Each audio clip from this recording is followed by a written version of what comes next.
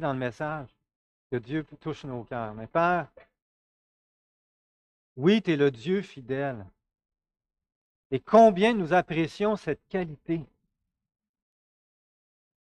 Seigneur, cette qualité produit la paix dans nos cœurs, une assurance que tu ne nous abandonneras jamais, une assurance que tu vas tenir à toutes tes promesses, une assurance qu'on est tes enfants, que tu nous guides à chaque jour. Oui, tu es le Dieu fidèle. Nous voulons apprendre de toi, Père. Et nous te prions que le message de ce matin nous conduise à nous inspirer de toi et à être nous-mêmes trouvés fidèles dans ce que tu nous appelles. T'en prions au nom de Jésus. Amen.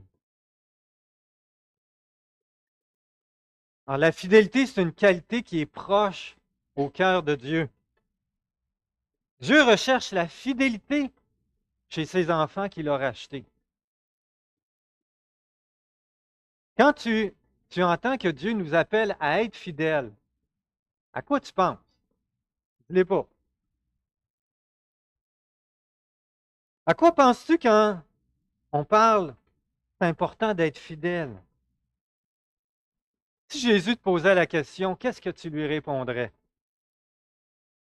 En quoi Jésus t'appelle à être fidèle? Voulez-vous le découvrir? Dans le passage de ce matin, Jésus est sur le point de rentrer à Jérusalem. C'est la dernière fois avant sa crucifixion. Et juste avant d'arriver à Jérusalem, il passe par Jéricho. Et là, il voit un homme qui est monté en haut d'un arbre qui s'appelle Zachée. Et il lui dit, Zachée, il me faut demeurer chez toi ce soir. Et là, les gens qui suivent Jésus, puis les gens de Jéricho, ils savent c'est qui Zachée. C'est un collecteur d'impôts. Et tous, sans exception, se mettent à murmurer entre eux et à dire, ben comment il s'en va demeurer chez un homme pécheur? Chez les Juifs, ça ne se faisait pas. À moins de commettre, de faire quelque chose d'indigne. Puis Jésus, savez-vous qu'est-ce qu'il a répondu à ça? Il a répondu, aujourd'hui, le salut est entré dans cette maison. Ah, je l'ai mis à l'écran. Car le Fils de l'homme est venu chercher et sauver ce qui était perdu. Dans le passage qu'on va lire, les gens critiquent Jésus ouvertement. Ce à quoi Jésus répond que sa raison d'être, c'est de chercher et sauver ceux qui sont perdus. Et il leur dit une parabole. Une parabole pour défaire leur fausse conception qu'ils ont du royaume de Dieu. Savez-vous quelle était la fausse conception qu'il y avait du royaume de Dieu? On va le voir ensemble. Dans la parabole, Jésus va dire une parabole parce qu'on pensait que le royaume de Dieu devait apparaître à l'instant. Et là, il va mettre en relief 4 acteurs. D'abord, le prince qui allait s'absenter pour recevoir la royauté, les serviteurs fidèles, le serviteur infidèle et les concitoyens rebelles. On va regarder ensemble chacun d'entre eux, commençant par le prince. On va lire les versets 11 à 14.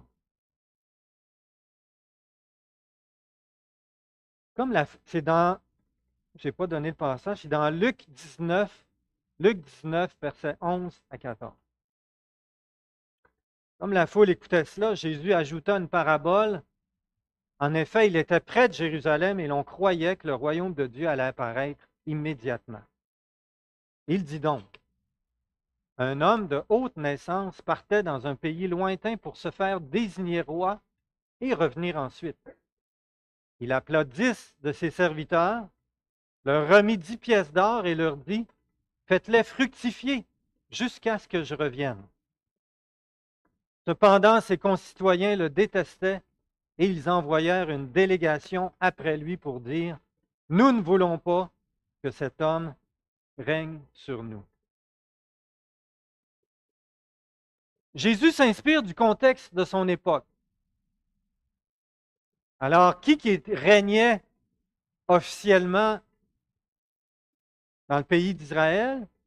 C'étaient les descendants du roi Hérode. Mais les fils d'Hérode ou ses descendants, pour recevoir la royauté, ils devaient s'en aller à Rome et là, plaider leur cause devant le Sénat romain. Et c'était les Romains qui leur accordaient le titre de royauté et ils revenaient investis de la royauté. Mais ça arrivait des fois que les Juifs n'en voulaient pas de ce fils-là, d'Hérode ou ce prince-là, et ils envoyaient une délégation à Rome, au Sénat, pour se plaindre et pour dire qu'on n'en veut pas de celui-là, et pour influencer le Sénat. Alors Jésus reprend ce fait historique. Il est lui-même le prince Messie, et il devait partir pour recevoir la royauté et revenir par la suite. Jésus est en train de dire que le royaume, dans sa réalisation complète, allait devoir attendre son retour. On vit quand même une réalisation partielle par l'action du Saint-Esprit au milieu de nous, puis Jésus qui bâtit son Église, qui est un petit peu les ambassades du royaume qui s'en vient. Alors Jésus corrige une fausse conception que les gens avaient du royaume. Qu'est-ce que les Juifs voulaient? Bien, ils voulaient un roi. Ils ne voulaient pas d'un roi qui allait les débarrasser de leurs péchés. Ils ne voulaient pas d'un roi qui allait aller à la croix pour les sauver. Ils voulaient d'un roi qui allait chasser les Romains, qui allait établir la prospérité matérielle et financière, un peu comme le roi Salomon, que de son temps, tout était fait en or, puis l'argent, avec les pièces d'argent n'avaient quasiment aucune valeur, tellement qu'il y en avait. Mais les Juifs soupiraient à un retour du roi Salomon.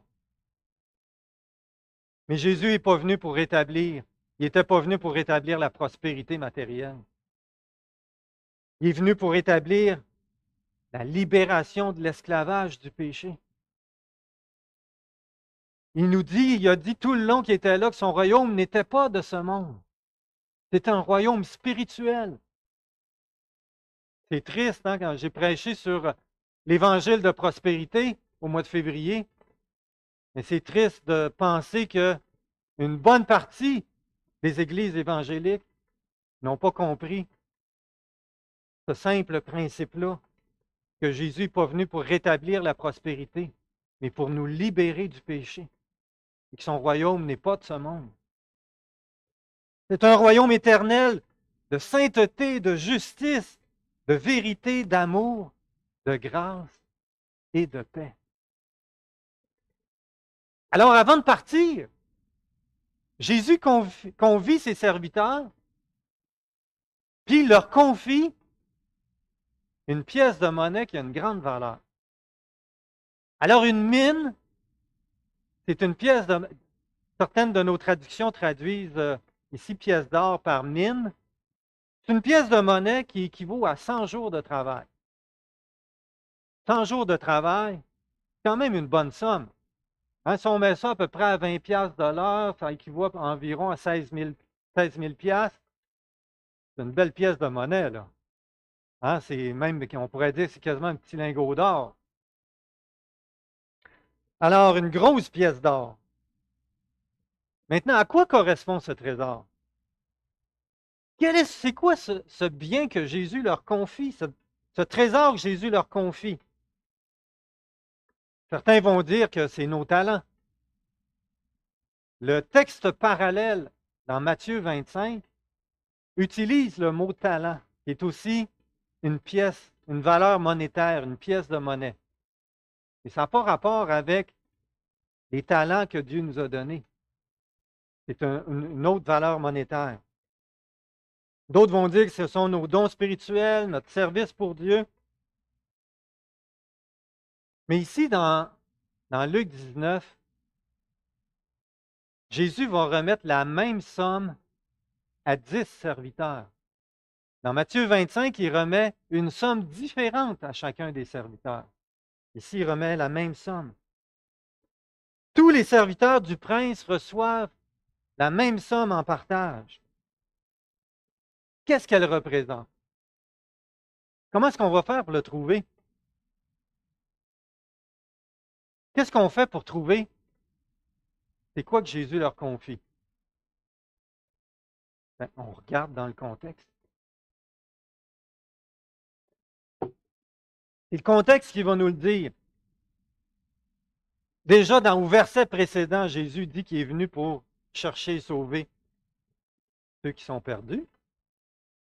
Si on regarde dans l'Évangile de Luc, dans le contexte, déjà au chapitre 13, Jésus insiste sur la repentance. Le figuier, qui est un arbre symbolique qui représente Israël, Jésus dit que s'il ne produit pas du fruit, il va finir par être coupé. Et là, il va dire deux paraboles. À quoi le royaume de Dieu est-il semblable et à quoi le comparais-je? Il est semblable à un grain de moutarde qu'un homme a pris et jeté dans son jardin. Il pousse et devient un arbre et les oiseaux du ciel habitent dans ses branches. Il dit encore, à quoi comparais-je le royaume de Dieu? Il est semblable à du levain qu'une femme a pris et mis dans 3 mesures de farine pour faire lever toute la pâte. Alors c'est quoi? Cette graine qui devient un arbre où les oiseaux du ciel viennent y habiter. C'est quoi ce levain qui fait lever toute la pâte? Puis quelqu'un demande à Jésus combien vont être sauvés? Combien de personnes vont être sauvées? Et la réponse de Jésus, c'est entrez par la porte étroite. Car large est la porte, car beaucoup seront laissés dehors, puis Jésus demande de renoncer à tout pour le suivre. Au chapitre 15, Jésus parle du berger qui aura la joie de retrouver sa brebis qui était perdue. Il parle de la femme qui avait 10 pièces de monnaie, qui en a perdu une, et qui a la joie de retrouver sa pièce qui était perdue. Et il parle du père qui a la joie de retrouver son fils qui était perdu. Ça nous enligne pas mal, ça, là. Au chapitre 16, Jésus parle d'un intendant, d'un mauvais intendant qui est plus sage avec les richesses pour s'assurer un avenir terrestre que les enfants de lumière le sont pour s'assurer un avenir céleste. Et Jésus conclut en disant, celui qui est fidèle en peu de choses est aussi fidèle dans ce qui est important. Celui qui est injuste en peu de choses est aussi injuste dans ce qui est important. Si donc vous n'avez pas été fidèle dans les richesses injustes, qui vous confiera le bien véritable? Quel est ce bien véritable auquel Jésus fait référence?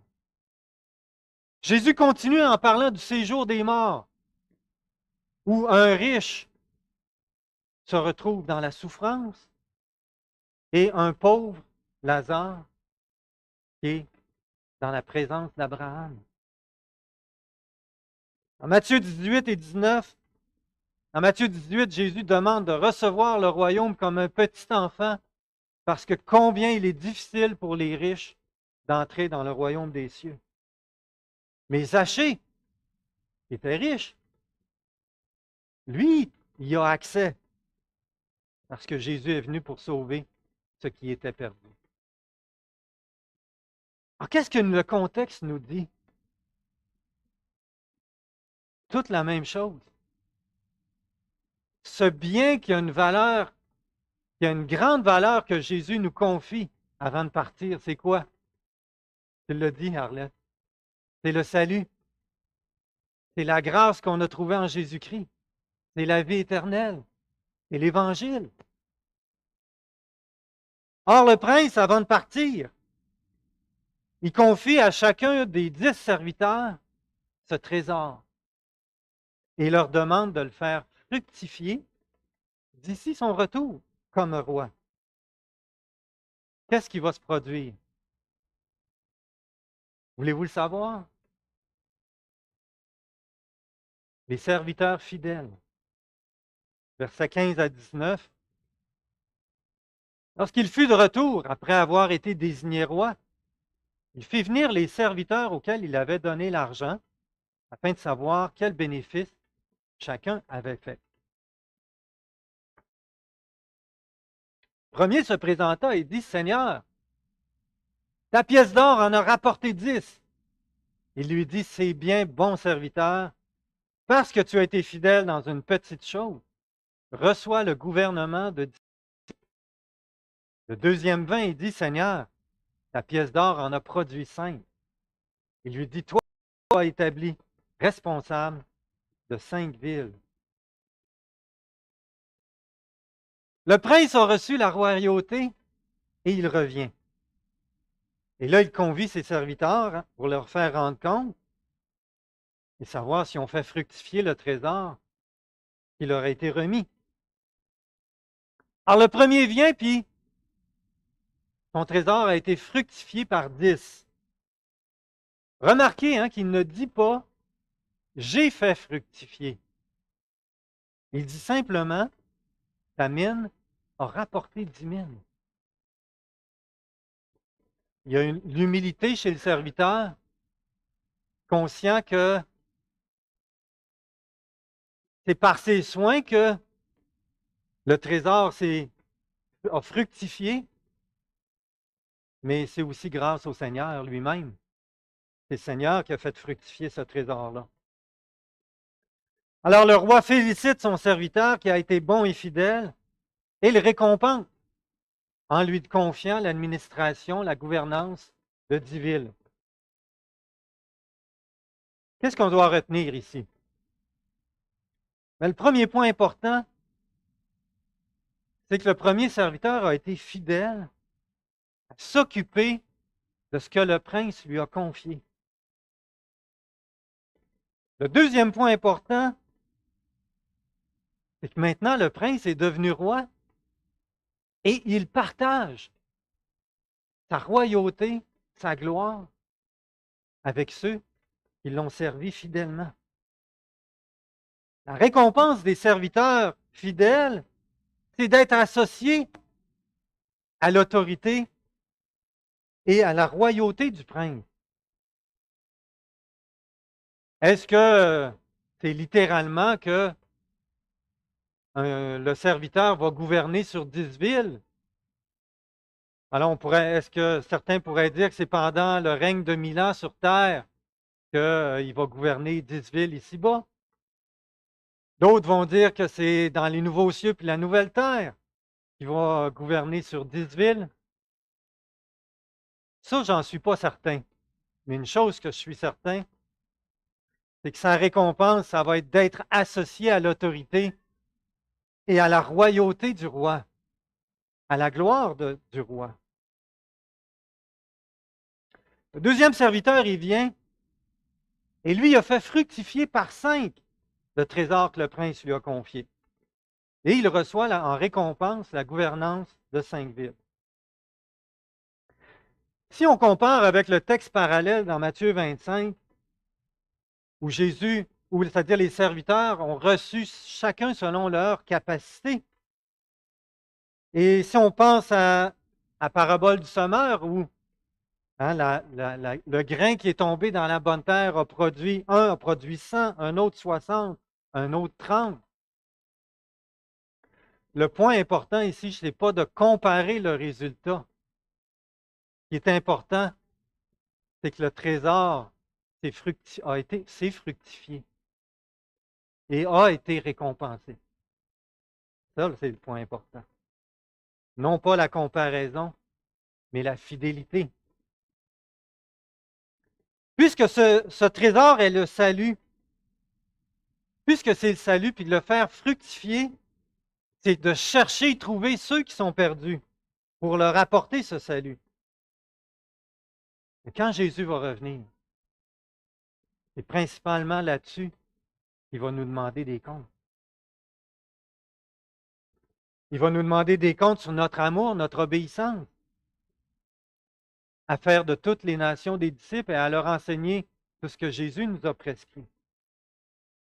Fidèle à chercher et trouver les perdus, comme Jésus lui-même l'a fait, alors qu'il était parmi nous. Jésus nous dit que c'est ça qui est important. Voyons maintenant ce que Jésus dit aux serviteurs infidèles. Versets 20 à 26. Un autre vint et dit, Seigneur, voici ta pièce d'or que j'ai gardée dans un linge. En effet, j'avais peur de toi parce que tu es un homme sévère. Tu prends ce que tu n'as pas déposé et tu moissonnes ce que tu n'as pas semé. Il lui dit, je vais te juger sur tes propres paroles, mauvais serviteur. Tu savais que je suis un homme sévère, que je prends ce que je n'ai pas déposé et que je moissonne ce que je n'ai pas semé. Pourquoi donc n'as-tu pas mis mon argent dans une banque, afin qu'à mon retour, je le retire avec un intérêt? Puis il dit à ceux qui étaient là, enlevez-lui la pièce d'or et donnez-la à celui qui en a deux. Ils lui dirent, Seigneur, il a déjà 10 pièces d'or. Je vous le dis, répondit-il, on donnera à toute personne qui a, et à celui qui n'a pas, on enlèvera même ce qu'il a.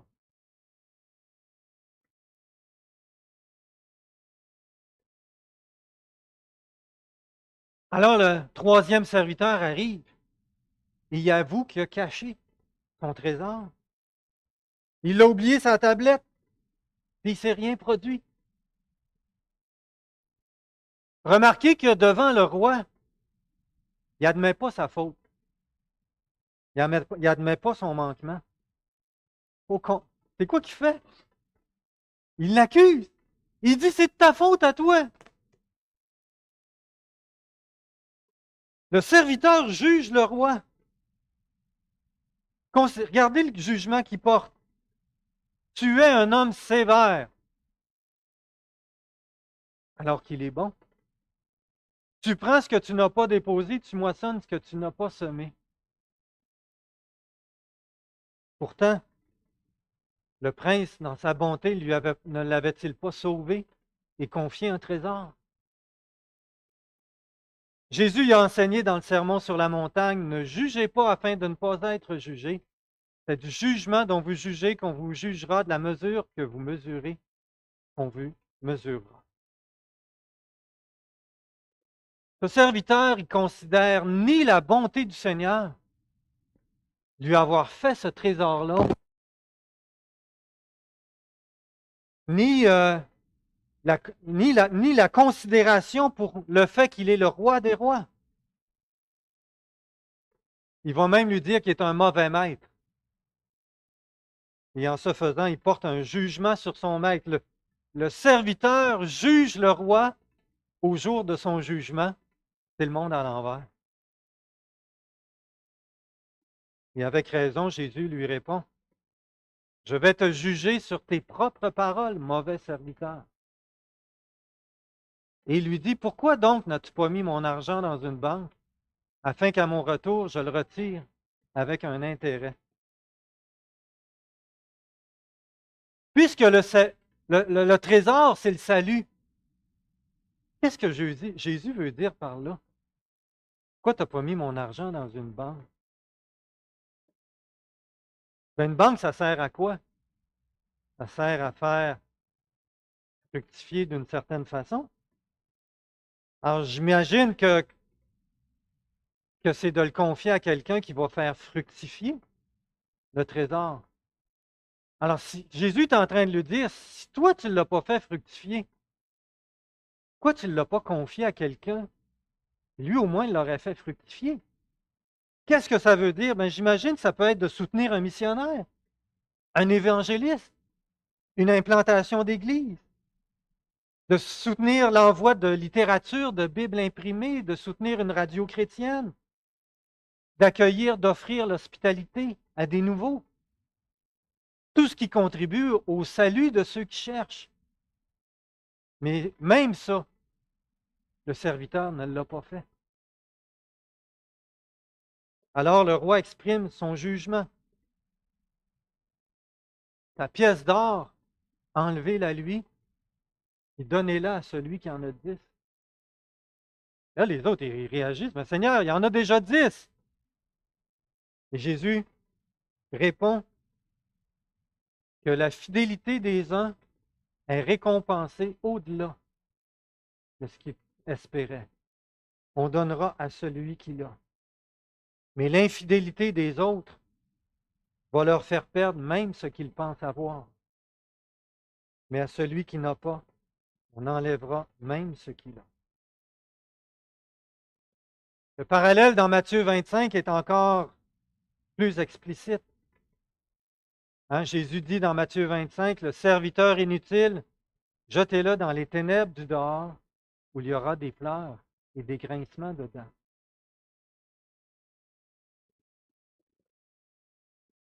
Alors, ça veut dire qu'il n'est pas sauvé. Comme dans la parabole du semeur, où le grain est tombé dans la terre, où il y avait des ronces puis des épines, qui représentent les soucis, les richesses, les plaisirs de la vie. Finalement, le grain est étouffé et ne produit aucun fruit. Jésus a bien dit dans Matthieu 7, un bon arbre ne peut porter de mauvais fruits, ni un mauvais arbre porter de bons fruits. Tout arbre qui ne produit pas de bons fruits est coupé et jeté au feu. C'est donc à leurs fruits que vous les reconnaîtrez. Quiconque me dit Seigneur, Seigneur n'entrera pas forcément dans le royaume des cieux, mais celui-là seul qui fait la volonté de mon Père qui est dans les cieux. Beaucoup me diront en ce jour-là, Seigneur, Seigneur, n'est-ce pas en ton nom que nous avons prophétisé, en ton nom que nous avons chassé des démons, en ton nom que nous avons fait beaucoup de miracles. Alors je leur déclarerai, bon et fidèle serviteur, non, je ne vous ai jamais connu. Retirez-vous de moi, vous qui commettez l'iniquité. C'est facile de se dire chrétien. C'est facile de se dire enfant de Dieu. Mais il y a une chose qui le prouve. C'est les fruits qu'on porte. Et les fruits dont Jésus parle, c'est pas de proclamer la parole de Dieu. C'est même pas de faire des miracles, de chasser des démons puis de faire des miracles. Le fruit que Jésus parle tout au long des évangiles, c'est de chercher et sauver ceux qui sont perdus. C'est à leurs fruits que vous les reconnaîtrez.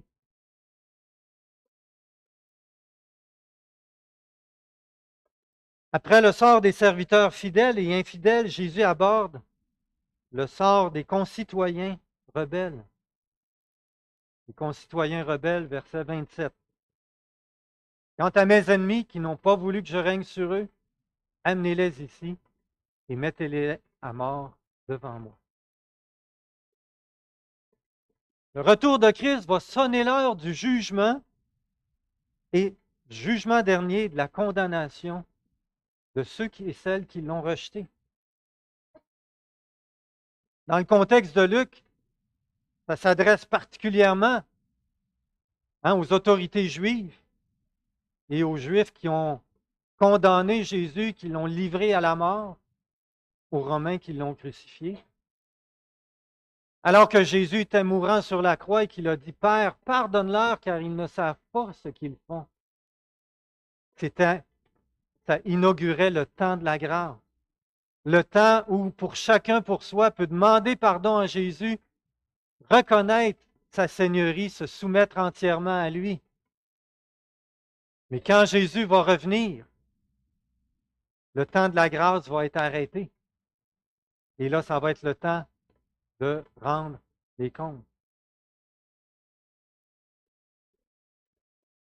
Les paroles de Jésus sont dures Parce que dans le cadre de la parabole, Jésus est roi.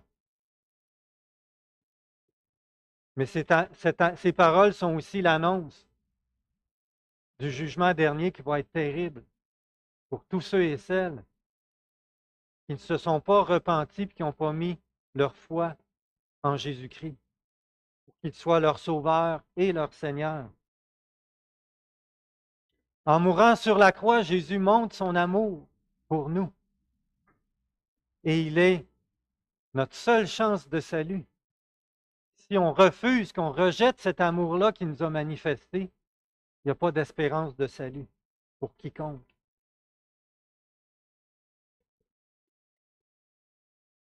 Alors, que retenir de cette parabole? Est-ce que Jésus veut dire qu'on peut perdre notre salut? Je ne pense pas. On peut comprendre le salut, on peut le comprendre avec notre tête, mais ne jamais se soumettre à Jésus-Christ. Ne jamais lui confier notre vie et être touché dans notre cœur par son amour. On peut connaître la vérité, se penser chrétien, mais sans jamais naître de l'Esprit, sans jamais être conduit, animé et conduit de l'Esprit Saint dans nos vies.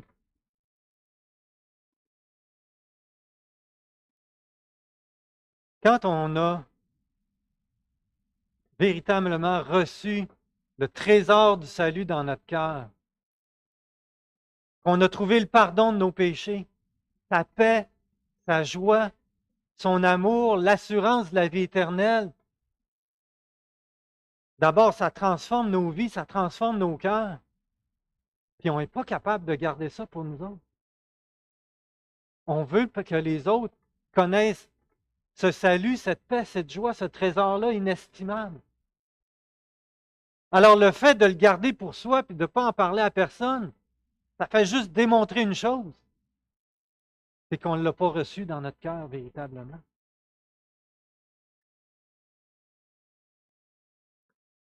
Quand on réalise qu'on méritait la mort et l'enfer, puis qu'on réalise l'amour que Jésus, que Dieu ont eu pour nous, ça change notre cœur à tout jamais. On n'est plus jamais la même personne.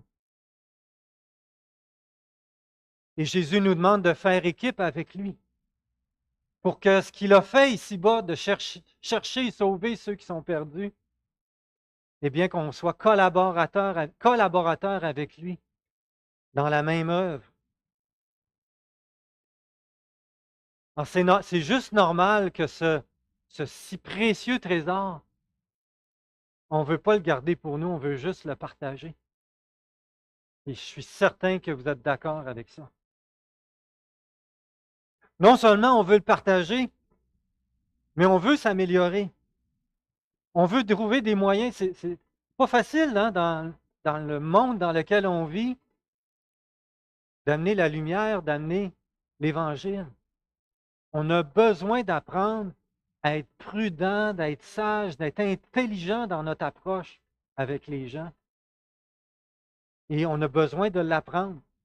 Quand j'étais tout jeune chrétien, j'étais vraiment pas sage dans mon approche avec les gens pour apporter l'Évangile. On a besoin d'apprendre à être sage, intelligent. On peut apprendre des meilleurs de ceux qui ont appris et qui réussissent.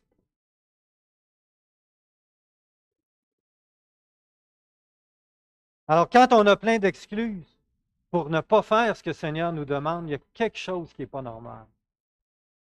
Alors, soit qu'on s'est refroidi, soit qu'on n'est pas né de nouveau. Mais ce n'est pas normal. Les évangiles contiennent plein d'avertissements pour ceux qui se disent disciples de Jésus-Christ, mais qui n'agissent pas en conséquence. Et ce matin, c'est tout un avertissement. Nos excuses, ils ne tiendront pas devant le roi des rois. Jésus dit que là où est ton trésor, là aussi sera ton cœur. Ne laisse pas les ronces puis les épines venir étouffer ce trésor-là. Est-ce que le salut que Jésus t'a donné est ton plus grand trésor? Comme on a vu la semaine passée avec Jacques Marcoux. Hein? M'aimes-tu? M'aimes-tu? Jésus raconte une parabole d'un homme qui avait 2 fils. Il demande à ses 2 fils d'aller travailler à ses vignes. Le premier, il répond oui, père, mais il n'y va pas. Le deuxième, il répond non, père. Mais en s'en allant, il s'est repenti et finalement, il est allé travailler à la vigne. Et Jésus conclut en disant, lequel a fait la volonté de son père? C'est celui qui s'est repenti. Dieu nous appelle à être fidèles, frères et sœurs. La fidélité, c'est pas de. Oui, c'est venir aux assemblées, c'est prier. Mercredi, vraiment, je rends gloire à Dieu. Mercredi dernier, plus de la moitié des prières étaient pour le salut des âmes. Gloire à Dieu. C'est vraiment, c'est un travail que Dieu a travaillé puis a changé nos cœurs pour qu'on soit centré, plus centré sur ce que Dieu est en train de faire. Et je vous encourage à participer. La prière, à se nourrir de la parole de Dieu pour nourrir notre flamme pour le Seigneur, notre amour pour le Seigneur, à venir aux assemblées pour être exhorté, s'exhorter mutuellement, puis entretenir notre flamme pour le Seigneur. Mais ce sur quoi on va être appelé à rendre compte, c'est sur ce trésor que Christ nous a confié. Qu'est-ce qu'on a fait avec le salut qu'il nous a donné? Un trésor inestimable que Dieu nous a confié pour le faire fructifier. Dieu nous a donné des outils extraordinaires, frères et sœurs, pour qu'on soit meilleurs dans notre approche avec les non-chrétiens. Avec l'Association des fermiers chrétiens, on apprend à être plus à l'aise pour présenter d'une façon rapide et simple l'Évangile à des gens qui cherchent puis qui ont soif. Avec la vision M4 qu'on vous présente depuis quelques semaines, avec Je suis deuxième, M4, c'est un mouvement de multiplication de disciples matures et en mission. Parce que devenir un disciple, ça finit pas avec le salut. Ça continue avec savoir comment présenter le salut aux autres. Un mouvement multiplicateur de disciples matures et en mission. Dieu nous donne des outils pour rendre accessible d'accomplir la mission. Quand Jésus va revenir, on n'aura pas d'excuses. Parce on a plein d'outils. À l'Église, on promouvoit ces 2 outils-là. Mais il y en a plein d'autres. Il y en a plein d'autres qui sont accessibles. Je vous exhorte, frères et sœurs, que dans les prochains mois, on va développer ces outils-là. On vous encourage à embarquer dans le train, à embarquer dans le bateau qui passe. À chaque croyant, Dieu fait don du même salut, la même parole. Le secret du service, c'est quoi? C'est l'amour que Christ a pour nous. Ce dépôt-là, son amour qu'il a mis dans nos cœurs et qui nous prête à désirer le salut de nos proches, de nos familles, de nos voisins, de nos collègues de travail.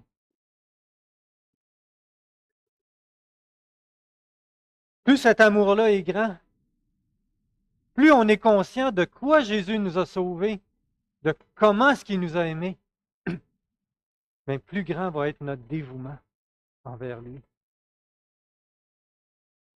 C'est son amour qui nous rend fidèles.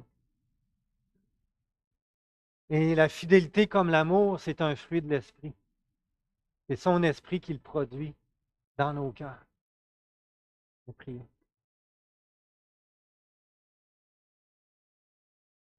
Seigneur Jésus, tu as été pleinement fidèle jusqu'à la croix et accomplir un salut extraordinaire pour chacun de nous. Alors que nous méritons la mort, la condamnation, l'enfer. Seigneur, tu t'es révélé à nos cœurs. Tu as fait la lumière. Tu as enlevé le voile qui nous cachait, qui nous empêchait de voir l'Évangile. Et tu nous as révélé ta grâce, ton salut. Tu as fait de nous des enfants de Dieu, promis à un héritage éternel. Ô Père, combien est-ce qu'on est reconnaissant de nous avoir témoigné un si grand amour. Merci de m'avoir sauvé. Merci de ta patience, ta grande patience envers moi, parce que je n'ai pas toujours été fidèle. Mais Seigneur, tu ne nous abandonnes jamais. Et tu as été fidèle à me ramener à toi. Seigneur, c'est tout un message ce matin où tu nous parles de fidélité. Seigneur, donne-nous d'être animés de ton amour. Pardonne-nous parce qu'on ne l'a pas toujours été, Seigneur. Oh, remplis-nous de ton Saint-Esprit, d'amour, de fidélité, de paix, de joie. Et Seigneur, donne-nous de mettre en priorité, de nous préparer à être meilleurs, à être intelligents, à être sages pour apporter l'Évangile à ceux et celles qui en ont besoin. Seigneur, si on est sauvé, c'est parce que quelqu'un l'a fait pour nous. Et on va être éternellement reconnaissant envers cette personne. Bien, donne-nous la grâce, on t'en prie, d'être cette personne pour quelqu'un d'autre, quelqu'un qui a besoin de toi. On te remercie et on t'en prie au nom de Jésus.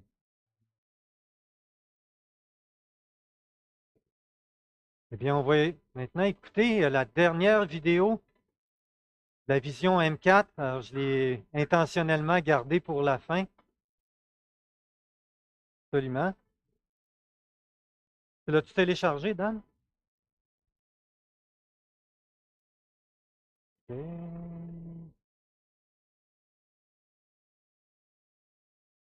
Tu devrais, hein? Oui, t'entends.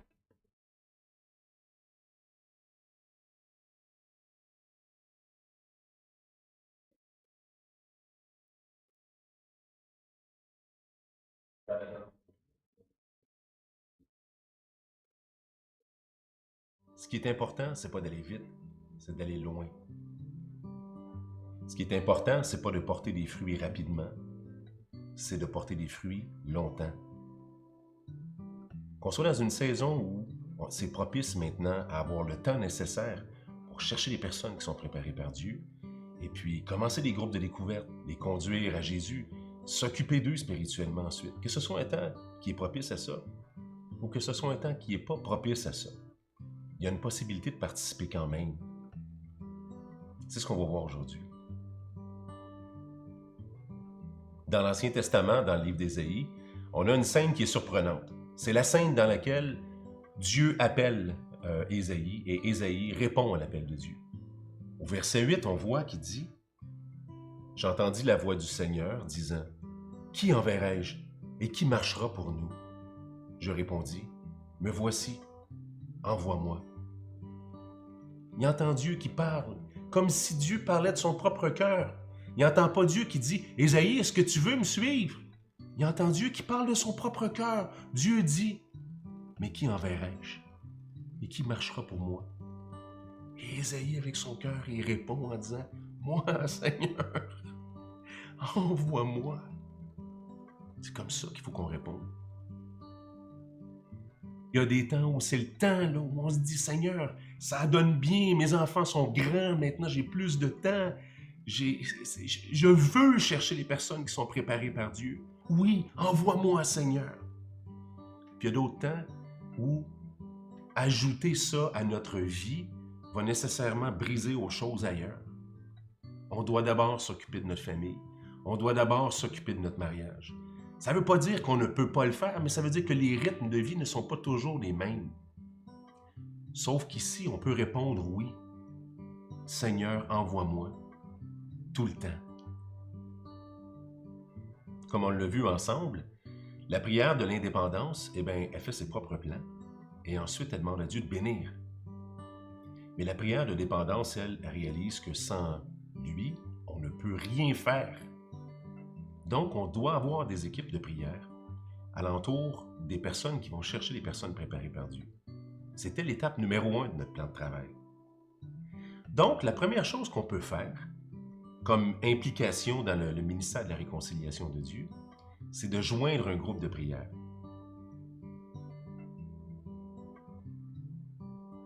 Dans la plateforme de Profusion, on a créé des outils spécifiquement pour ça. Quand quelqu'un devient un animateur de groupe de découverte et qui commence à chercher des personnes préparées par Dieu, la première chose qu'il va avoir à faire, ça va être de se créer un groupe. Un petit peu comme les groupes de découverte, on crée un groupe. Et dans ce groupe-là, on envoie des invitations à des gens qui vont devenir des partenaires de prière. Les partenaires de prière téléchargent l'application mobile de Profusion et reçoivent les requêtes de prière continuellement de la part de ceux qui cherchent des personnes préparées par Dieu.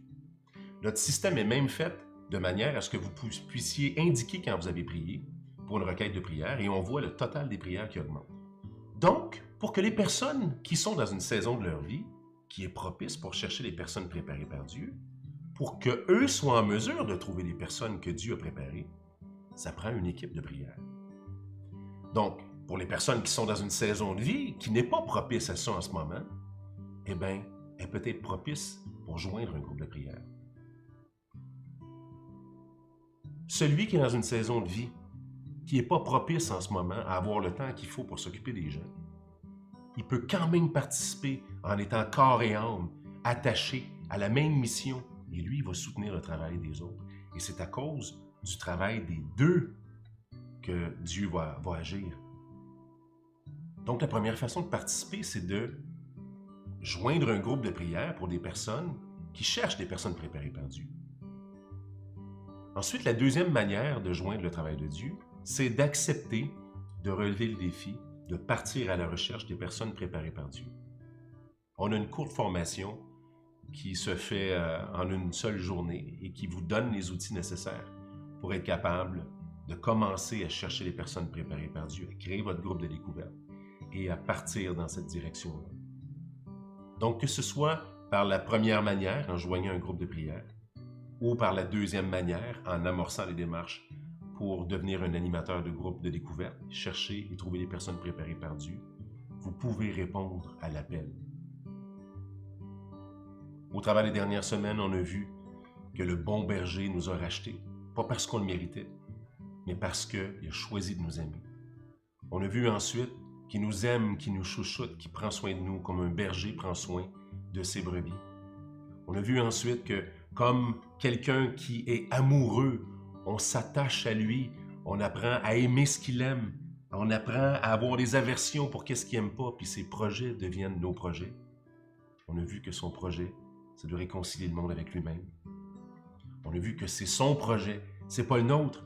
Il y a juste son esprit qui peut réconcilier le monde. Il y a juste son esprit qui peut attirer, qui peut convaincre, qui peut illuminer, qui peut régénérer.